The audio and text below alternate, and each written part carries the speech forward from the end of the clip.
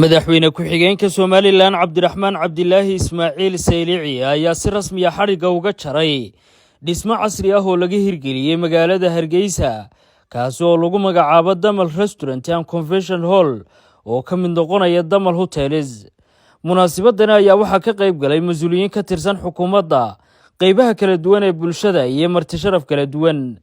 Ugu horreynna waxaa halkaasi ka hadashay gudoomiyaha hoteelada Damal Sadam Maxamed Siciid waxaana faahfaahisay xaruntan casriga ah ee hirgelisay.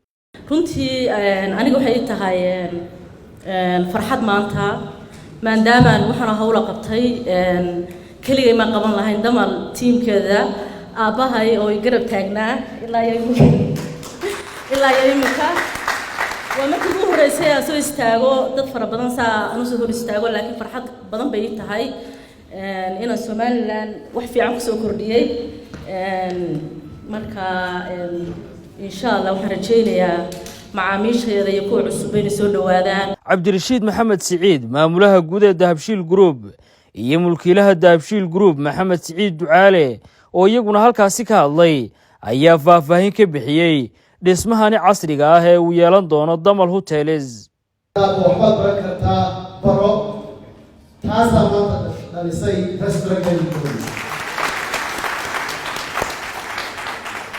waxaad muujinaysaa haddii hablaha dheerigelino inay wax badan qaban karaan, horumar badan keeni karaan, hal abuur keeni karaan. Dahabshiil ahaan mar walba anaga waxaa naga qorshaysan wixii horumar waddanka u keeni kara, shaqo abuuri kara, ama ha noqoto Dahab Tower oo dhawaan Muqdisho kaga dhawaaqnay, ama ha noqoto dhismayaal kale oo Jabuuti, Jigjiga, qaar oo wadamo badan oo region oo dhan ka dhisnay Kenya.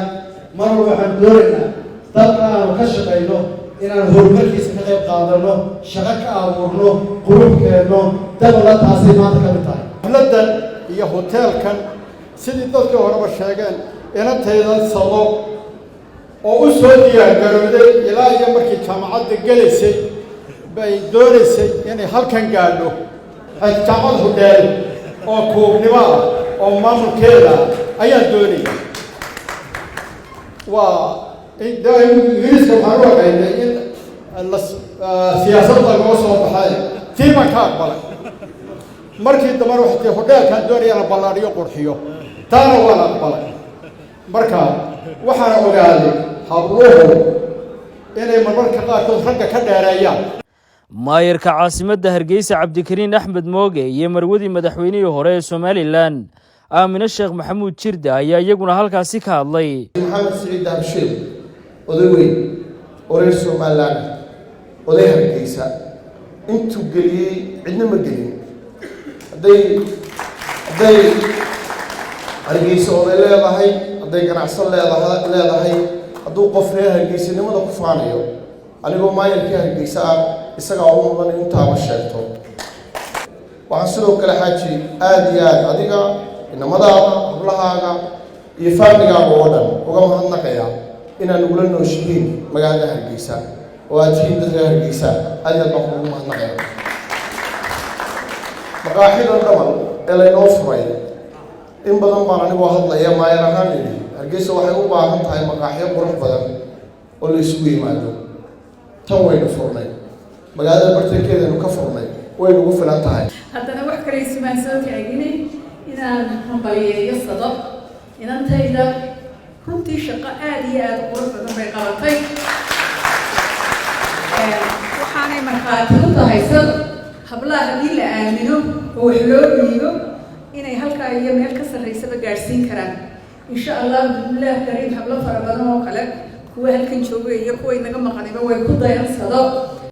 ugu dambeyntii waxaa halkaasi ka hadlay madaxweyne ku-xigeenka Somaliland Cabdiraxmaan Cabdilaahi Ismaaciil Saylici waxaanu bogaadiyay kaalinta horumarineed ee Somaliland ay kaga jirta shirkadda Dahabshiil.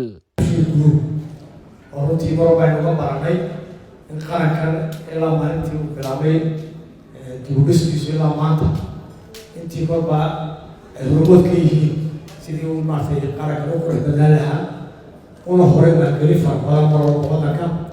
aad iyo aad bay nafta ugu hambalyeynayna guud ahaan Dahabshiil Group Maxamed Siciid iyo caruurtiisa shaqada wanaagsan ee dalku soo kordhiyeen ee qabteen aad iyo aad baan ugu mahadnaqaynaa.